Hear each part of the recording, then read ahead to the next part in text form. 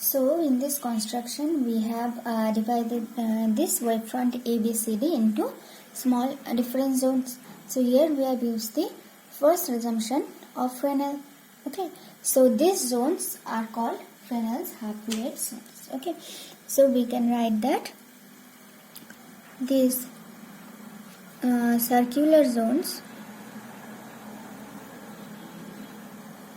are called Fresnel's. First of all, we call them Fresnel zones. Then we'll see that why they are called half period zones. Okay, so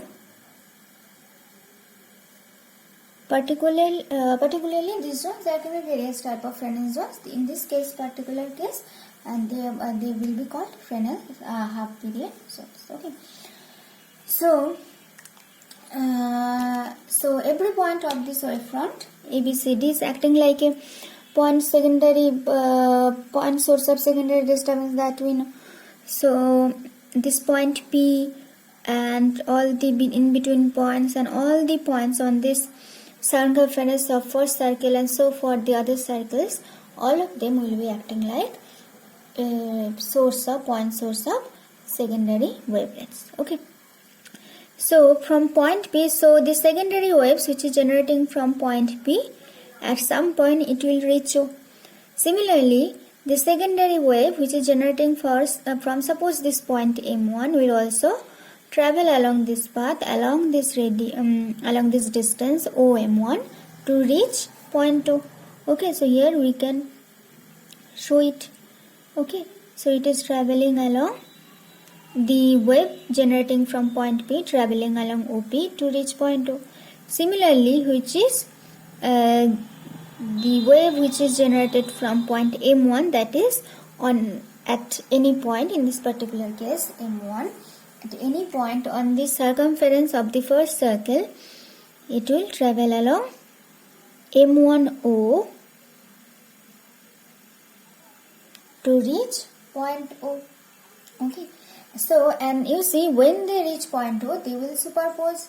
Okay, and as they have traveled different lengths, so they will have a path difference path difference between them when they will reach the point O.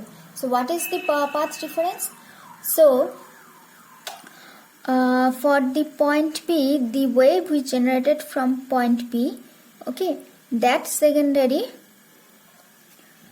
wave travel which has an optical path. What is the optical path? Starts from P and reaches O. So optical path is PO, which is equals to B, and which starts from point M1, which is, you can say, any point on the circumference of first circle. Okay, and so that will also give rise to secondary waves, and for each secondary wave the optical path will be equal to M1O, which is equals to B plus lambda by 2. So what is the path difference? So the path difference will be M1O minus PO, which is B plus lambda by 2 minus B equals to lambda by 2. Okay, so the rays which are traveling from originating from P, okay, and then reaching O, and the rays which are originating from any points on the circumference of the circle M1 and then reaching O, they will differ in path by an amount lambda by 2.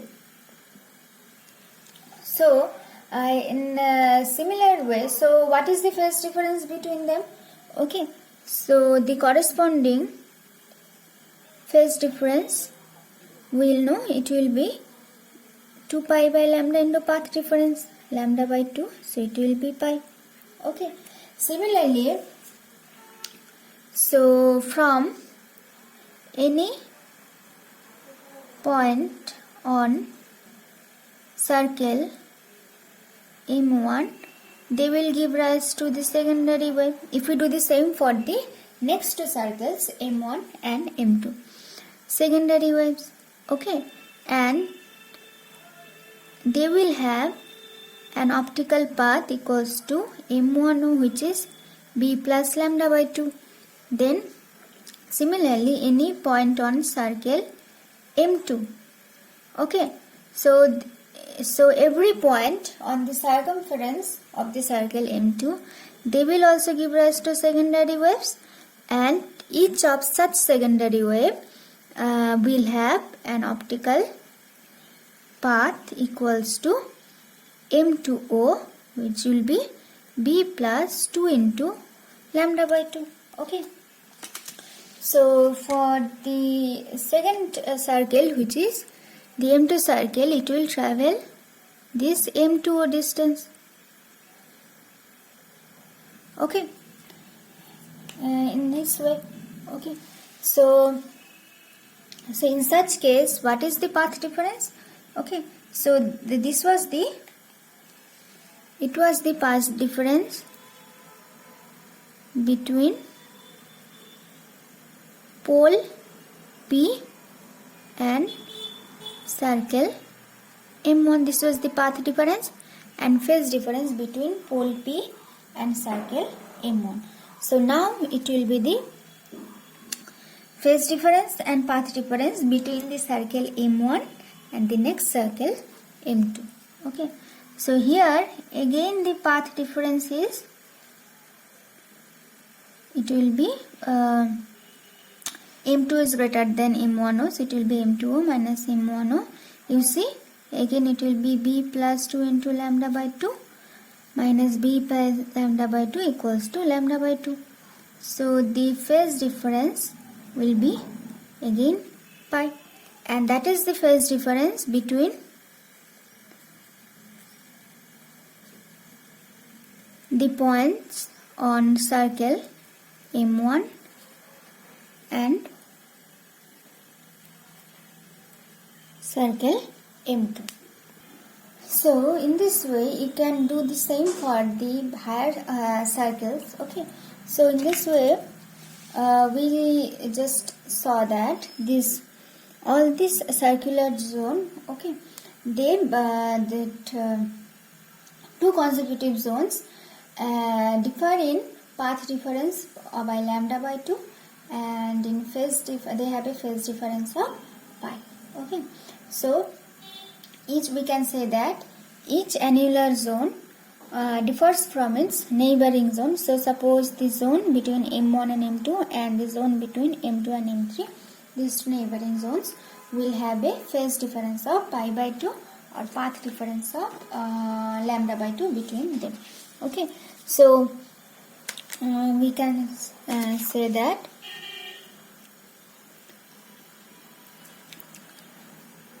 neighboring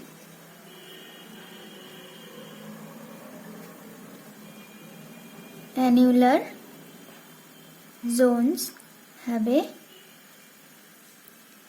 path difference of lambda by 2 or phase difference of pi. Okay. So that's why, and these are, we have already said that these zones are the Fresnel zones. Okay. Now this phase difference of pi and path difference of refers to the half of period, right? If a total path difference of lambda or equal to wavelength lambda correspond to a full period, or a phase difference of 2 pi also correspond to a full period. But here the path difference is lambda by 2 and phase difference is pi, which corresponds to half of a period. Okay. So that's why these circular zones are called Fresnel's half period zones. Okay. So the area enclosed between the first circle of radius PM1 is called the first half period zone. Okay, so the circle with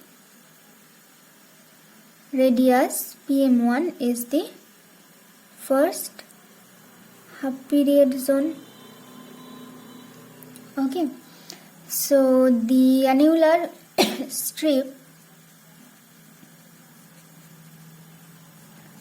between circles M1 and M2 is the second half period zone. Okay, then again the annular strip between circles M2 and M3 is the third half period zone. Okay, so in this way we get the annular strip between circles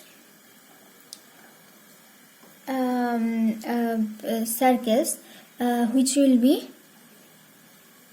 Mn-1 and Mn, that is between N. So this is the first circle and the second circle. Okay, the area between the first circle and second circle is the second half period zone. The area between the second circle and the third circle is the third half period zone. Okay, similarly the area between the N-1th circle and nth circle will be the nth half period zone. Okay, so these are the Fresnel's half period zone. Now we'll find the area of a zone.